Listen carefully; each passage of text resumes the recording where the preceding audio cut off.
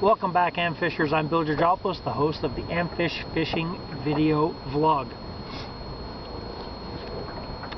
Taking a couple of minutes here to do a video on frog baits. Topwater fishing, it's probably some of the most exciting fishing you can actually get involved in. It entails basically using a bait on the surface of the water, mimicking whether it would be a mouse or a frog. This specific video is going to pertain to frog baits. There's a lot on the market.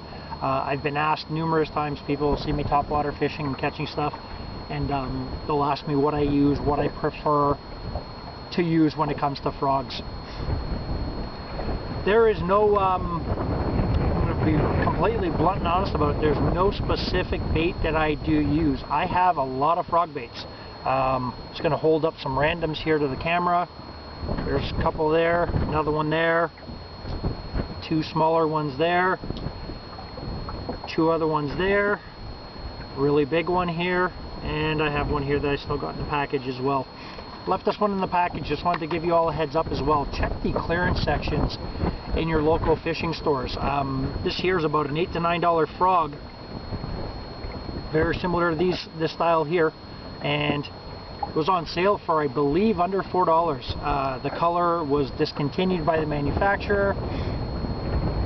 Bass Pro actually had them on sale, and I check the clearance rack every time I'm there, whenever I'm visiting that area. It just makes sense, because sometimes you can score a really great bait for next to nothing. So this one indeed was about half price. So getting back to the actual frog baits, you're going to want to use frogs that match the natural frogs that you're going to find in the bodies of water that you fish. In most cases, frogs, wild frogs that would be in lakes and creeks and ponds that we would fish, will have a white belly or a white stomach. It's always kind of wise to have a few frogs, whether you get fully colored ones or not, but make sure that you have a couple that do have a white belly. They're fantastic. I think it does add a little bit of value, because it does look, it's got that bright little stomach on it, and popping that across the surface of the water makes it stand out a little more. But this one here is it's a scum frog, solid green with a green skirt. I love these. I think they're fantastic. They've got, I'll bring this into the camera a little bit, they've got really big eyes on them. They've got a weight that sits the back end here, so it helps with casting. And what that weight actually does is, when you cast them out, they're going to sit like that, like a frog would actually sit in the water on the surface. So when you pop it, it actually does a little bit of a jumping motion. I love these ones. Again, I don't have anything specific that I desperately need to use all the time. I do have a variety of them, but I love the scum frogs, because those hooks, hopefully I'm getting that on camera okay, doesn't take much pressure. You know, fish bites, those hooks are going to expose themselves almost immediately. So I do like the scum frogs. Very durable. They last a long time as well.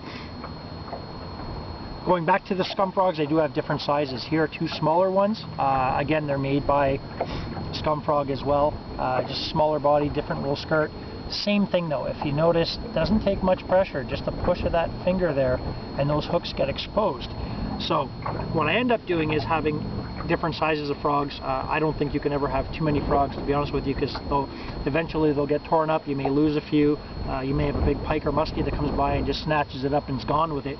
But I do have various sizes. So the bodies on these ones are almost the same, but you notice the skirt on this one is significantly smaller than this one here. Excuse me. What that ends up allowing you to do is, sometimes you'll want longer legs and a bigger bait to actually use across the surface of the water, and there'll be times where you'll want something really small, something very subtle, just a small little bait. They could be hitting one of these larger scum frogs for most of the day and then completely stop. And when they stop, I'll try a different color in the same size. If that doesn't work, I drop the size, maybe use the same color. If I was using green, I'll try and use green. If I was using, you know, this gold color here, and it wasn't, or it was working at one point, I might go to a white. But having different sizes makes a huge difference. If they stop hitting a larger size frog, and that's all you have is just these two, these large ones, well, you're kind of stuck. Doesn't mean the frog fishing at that moment is finished. All it means is you can't now shrink your frog at all to be able to have the fish start biting. Technically, sure, can you cut these skirts off? Yes, but if you cut them off just for the sake of catching 2 or 3 fish because you needed a smaller frog, then now you don't have a larger frog. This one now has become a smaller frog. I've even got I'll pull this right up to the camera. It's a really big frog bait here, as you can see. Long skirt on that. Again, very soft to the touch. But I'll hold it up next to a smaller frog. Give you the size difference here. Pretty difference in size, overall length as well. What I use frogs like this for, it doesn't necessarily mean I use them for bigger fish. All it does is sometimes on the topwater bite, again, having fished topwater baits for most of my life, I like to give fish a big target sometimes. So if they're missing a really small one, and then they're missing the medium-sized frog, I may actually throw this big sucker here, again, just to give them that big bait. They see this thing's popping across the surface of the water. It gives them a large bait to come up and swoop at. So they may get this hook, they may get both hooks, they may actually inhale the whole thing. There'll be times with some of these smaller ones where they'll take a swipe at it and, you know, maybe they didn't see the bait properly or see it enough when they were coming up for the strike, and they'll miss.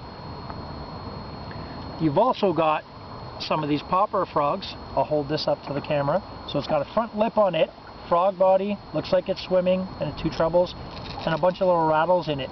These actually, this little cup in the front, I'll try and get that on camera as best I can because it's a sunny day out here, but that little cup there on the front, what that's going to do is as you're popping this across, it's going to cup a little bit of water. It's going to make a little popping noise. These are great. Again, it's a hard bait, has the painted body of a frog on there, looks pretty good. A couple of good treble hooks on there, but these work as well. So don't sell yourself short when it comes to frog baits. I've got, like I said, a ton of them, and I'll hold quite a few of them up here on camera right now. But I've got a ton of frog baits. Different colors, different sizes, different presentations. You're going to want them. Like I said, they're the majority of them are very durable, but they will get ruined over time as you catch fish after fish after fish. And you want to be versatile on there, on the water when you're using the topwater bite. Sometimes it doesn't last very long. So if they do stop hitting, you know, like I said, a medium-sized frog, and you don't have a smaller one, having this smaller one or a few smaller ones with you could make or break the difference of actually catching another 5 or 6 fish. So when it comes to the frog baits, do a little bit of research, talk to some people in your local fishing stores, grab a few, see what you like, maybe watch some videos. You know, there's tons of videos you can see on the internet pertaining to frog baits, but I recommend you actually grab them. Just look at them in the package. You can't really squeeze them too much, but sometimes you can actually just, you know, push it down there to see how rigid the actual rubber that it's made with is. But take a look at them. Try and match those colors to the species of frog you see in the waters you fish. If you're mainly seeing green frogs, then you're going to want to pick up definitely some green frogs. If you're, you know, seeing toad-colored frogs, then you're going to want to pick up something like that. Again, that's very easy. Hooks get exposed, but it looks more like a toad than, you know, its cousin over here, the green one. So on that note, guys, topwater fishing is a spectacular style of fishing. It can be the most exciting thing you'll ever experience on the water as a somebody who's into fishing. So I highly recommend just get out there, do a little bit of research, pick up some of the frogs, look at them, try and match those colors to the frogs that you will find on your bodies of water, and best of luck to catching those topwater fish. Thanks for tuning in. See you next time.